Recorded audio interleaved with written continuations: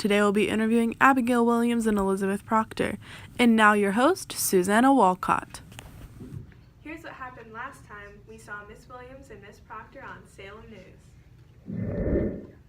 I honestly don't understand how what I did was wrong. Didn't you have an affair with a married man? I mean, yeah, but he loves me. John Proctor is married, Abigail. You don't understand what we have together. You had an affair with my husband. You started it. No, you started it. No, Ladies, you started it. What? Please calm down.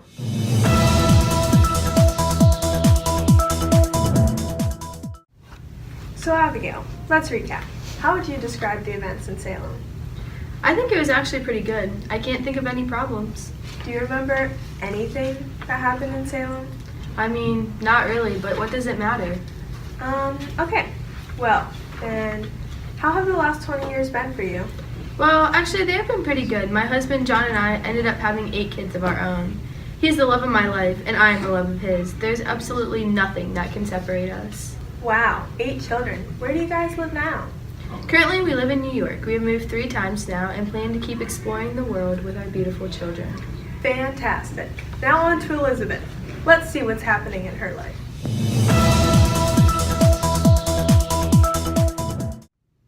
Alright, so Elizabeth, what do you have to say about the last episode, when you and Abigail were here together? Well, where should I begin? During the last episode, I was finally able to speak my mind, but she dismissed all of my concerns. After about 4 months after our episode, she broke my marriage to pieces, and she married my beloved John. They then had many kids of their own. I don't understand why he loves her. She's not the right person for him. I am, and now I have to prove that. Okay, so why do you think he loves her? I honestly have no idea. Yeah, she's younger and prettier and funnier and more, but I'm loyal in everything that she's not. I only treated him well, and what did he do? He went and left me. I just don't understand what he sees in her. So, are you going to let them live happily? Absolutely not. He's the love of my life, and I'm the love of his. There's absolutely nothing that can separate us. Didn't something already separate you? Well, yes, but she has no idea what I'm planning. And what is that? Break up their marriage, of course. There's no reason as to why he should love her more than me. We were together forever, and then he just went and left me. She will pay.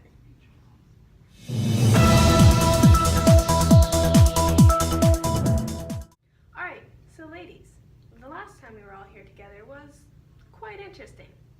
Do you want to say anything to each other to start off? Well, it is her fault that we're here in the first place. If it weren't for her immaturity, I would still be happily married.